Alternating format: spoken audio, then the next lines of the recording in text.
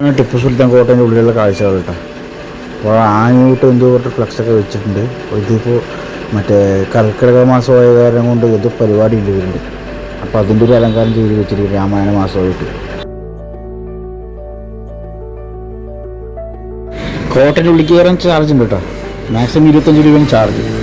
പിന്നെ മൊബൈൽ ക്യാമറയ്ക്കൊക്കെ സ്പെഷ്യലായിട്ട് ചാർജ് ചെയ്യും. മൊബൈൽ ക്യാമറയ്ക്കല്ല, നമ്മുടെ ക്യാമറ ഉണ്ടല്ലോ, അതൊക്കെ സ്പെഷ്യലായിട്ടുള്ള ക്യാമറ ചാർജ് ഉണ്ട്. അപ്പോൾ രാവിലെ 8 AM ടു വൈകുന്നേരം 5:30 PM വരെയൊക്കെയാണ് നമുക്ക് പ്രവേശനമുള്ളൂ. അപ്പോൾ അതിനുശേഷം പുറത്ത് പോകണം. ഇതാണ്ട് കോട്ടയ്ക്ക് ഉള്ളിലുള്ള കാഴ്ചകൾ, ഗാർഡനും അതുപോലെ തന്നെ പഴയ കാലത്തെ ഈ കൊട്ടാരം പോലത്തെ ഉള്ളതുണ്ട്. ഇത് ജയിലാണ് കേട്ടോ മൊത്തം. ഇതാണ് ജയിലാണ്. ജയിൽ മാത്രമല്ല, പിന്നെ പണ്ട് കോട്ട ഉണ്ടായിരുന്നു പറഞ്ഞു കേട്ടിട്ടുണ്ട്. ഇതിലുള്ളതാണ് ഫുള്ള് ജയിലാണിത്. ടിപ്പു സുൽത്താൻ്റെ കാലത്ത് ടിപ്പു സുൽത്താൻ ഈ സാമൂതിരി അതുപോലെ തന്നെ ബ്രിട്ടീഷുകാർ ഇതിൻ്റെ പടയോട്ടക്കാലത്ത് ഈ നാട് പിടിച്ചെടുക്കുന്ന സമയമുണ്ടായിരുന്നു. പിന്നെ ഈ കോട്ടൻ്റെ ഉള്ളിലത്തെ രഹസ്യ വഴികളുണ്ടെന്ന് പറഞ്ഞിട്ടുണ്ട്. പക്ഷെ അതെന്താണെന്ന് എവിടെന്നാന്നുള്ള കാര്യം പിടുത്തമില്ല. പറഞ്ഞു കേട്ടുള്ളൊരു അറിവ് മാത്രം. മൈസൂരിൽ നിന്ന് ടിപ്പു സുൽത്താൻ മൈസൂരിൽ നിന്ന് ആ രഹസ്യ വഴി ചാടിക്കഴിഞ്ഞാൽ മുങ്ങിക്കഴിഞ്ഞാൽ അത് പാലക്കാടെത്തും. അതുപോലെ തന്നെ പല പല ഇദ്ദേഹത്തിൻ്റെ കോട്ടകൾ സ്ഥാപിച്ചിട്ടുണ്ട്.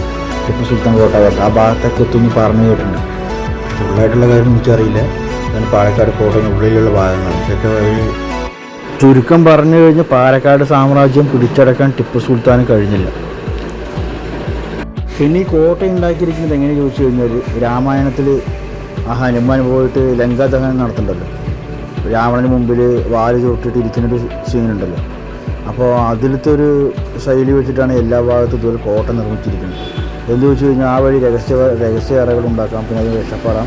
പിന്നെ യുദ്ധങ്ങളൊക്കെ വരുമെന്ന് പറഞ്ഞാൽ അവർക്ക് പോരാടാനും പിന്നെ തിരിച്ച് കയറാണ്ടിരിക്കാനുമാണ് ആ സ്റ്റൈലിൽ ഉണ്ടാക്കിയിരിക്കുന്നത്. ജയിലിൻ്റെ ഒരു കവാടം ഉണ്ട്. പണ്ടത്തെ കുറ്റവാളികളിനൊക്കെ ശിക്ഷിക്കാൻ വേണ്ടിയിട്ട് ഇവിടെ കൊണ്ടുവന്ന് വിടുമായിരുന്നത്. ഇവിടെ വന്നിരുന്ന് പുറം ലോകമൊന്നും കാണാൻ പറ്റില്ല. എണ്ണങ്കൂടും കൊണ്ടുപോകും, പിന്നെ ഇവിടുന്ന് കോട്ടയ്ക്കും കൊണ്ടുപോകും. അങ്ങനെയൊക്കെ ഒരു സംഭവം ഉണ്ടായിരുന്നു. ഒരു കോട്ടയ്ക്ക് ഉള്ളിലുള്ള കാഴ്ചകളുണ്ട്. ഗാർഡന് എനിക്ക് വലുതായിട്ടുള്ള ഇഷ്ടമൊന്നും അറിയില്ല, അത് അറിയാവുന്ന ചെറിയൊരു ഭാഗം പറഞ്ഞതെന്ന് മാത്രം.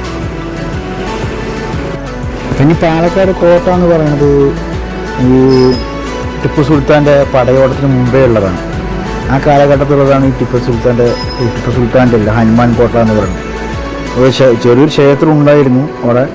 അപ്പോൾ അതിൻ്റെ ഉള്ളിലായിട്ടാണ് ഈ കോട്ടകളൊക്കെ നിർമ്മിച്ചിരിക്കുന്നത്. പിന്നെ പാലക്കാട് പിടിച്ചടക്കാൻ വേണ്ടിയിട്ട് വരും ടിപ്പു സുൽത്താൻ. പിന്നെ ബ്രിട്ടീഷുകാരും ഇവിടെ നമ്മൾ നല്ല ഫൈറ്റൊക്കെ ഉണ്ടാക്കുകയാണ് ആരായിട്ട്, ടിപ്പു സുൽത്താൻ. പിന്നെ അവിടെ നിന്ന് ടിപ്പു സുൽത്താൻ അവിടെ നിന്ന് മുങ്ങിയെന്നാണ് പറഞ്ഞു കേട്ടത്. പിന്നെ പൊങ്ങിയത് മൈസൂരാണ് പറഞ്ഞു കേട്ടിട്ടുണ്ട്, അദ്ദേഹത്തിൻ്റെ താവളത്ത്. ടിപ്പു സുൽത്താൻ പാലക്കാട് പട വെട്ടിയ കഥ ഫുള്ളായിട്ടുള്ള കഥ ഒന്നും എനിക്കറിയില്ല. ഒരു ചെറിയ ഭാഗം മാത്രം അറിയുന്നുണ്ട്. അപ്പോൾ അറിയാവുന്നൊരു ഭാഗം മാത്രമേ ഞാൻ പറഞ്ഞത്. പിന്നെ അമ്പലം, കോട്ടയ്ക്കകത്ത് അമ്പലം പണ്ട് ടിപ്പു സുൽത്താൻ നശിപ്പിക്കാൻ നോക്കിയെന്നും പിന്നെ നശിപ്പിക്കാനും ഇപ്പോൾ കഴിയാതായപ്പോൾ പിന്നെ അത് പുനരുദ്ധാരണം ചെയ്ത് അവിടെ പൂജകളൊക്കെ ചെയ്തു എന്നൊക്കെ പറഞ്ഞു വെക്കുന്നുണ്ട്. ഫുള്ളായിട്ടൊന്നും പറഞ്ഞുകൂടാ, എനിക്ക് ഏകദേശം അറിയാവുന്നൊരു കഥ.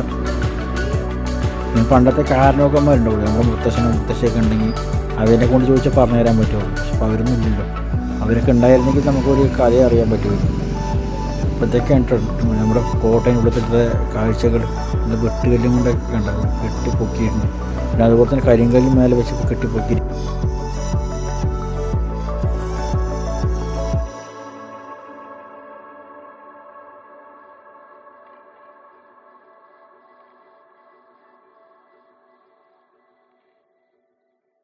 പാലക്കാട് കോട്ടൻ്റെ ഉൾഭാഗം. പക്ഷേ ഇവിടെ രഹസ്യ വഴി ഉള്ളതെന്ന് എനിക്ക് അറിഞ്ഞൂടെ. എനിക്ക് തോന്നുന്നു യുദ്ധമൊക്കെ ഉണ്ടാകുമ്പോൾ ഇവിടെ നിന്ന് അങ്ങോട്ടും അവർ താഴെ നിൽക്കുന്ന ആൾക്കാർക്കും മേളിൽ നിൽക്കുന്ന ആൾക്കാർക്കും ഫൈറ്റ് ചെയ്യാനുള്ളൊരു സംഭവമാണെന്ന് തോന്നുന്നു. പിന്നെ ഇവിടുത്തെ ഹനുമാൻ സ്വാമിയുടെ ഒരു ക്ഷേത്രത്തിൻ്റെ പ്രത്യേകത എന്താ ചോദിച്ചു കഴിഞ്ഞാൽ, നമ്മൾ ഏകാന്തതയിലിരിക്കാനും ജ്ഞാനത്തിലിരിക്കാനും പറ്റിയൊരു സ്ഥലവും കൂടിയാണ് കേട്ടോ ഈ നമ്മുടെ ഈ പാലക്കാട് കോട്ടൻ്റെ ഉൾഭാഗം, പാലക്കാട് കോട്ട എന്ന് പറയുന്നത്. അപ്പോൾ ഇത് സ്ഥിതി ചെയ്യുന്നത് എവിടെ വെച്ച് കഴിഞ്ഞാൽ പാലക്കാട് ജില്ലയിൽ പാലക്കാട് കോട്ട മൈതാനം, സ്റ്റേഡിയത്തിൻ്റെ അടുത്ത് പാലക്കാട് കോട്ട മൈതാനം പറയും. അതിൻ്റെ അടുത്തുള്ള സ്ഥലത്താണ് കേട്ടോ അത് സ്ഥിതി ചെയ്യുന്നത്. അത്യാവശ്യം ഫാമിലിക്കാർക്കും പിന്നെ അതുപോലെ തന്നെ ഭക്തർക്കും പറ്റിയൊരു സ്ഥലവും ഇതൊക്കെ കേട്ടോ. അവിടെ നല്ല മനോഹരമായ കാഴ്ചകളുണ്ട്. പക്ഷെ അത്ര പെർഫെക്റ്റ് അല്ലെങ്കിലും ചുരുക്കം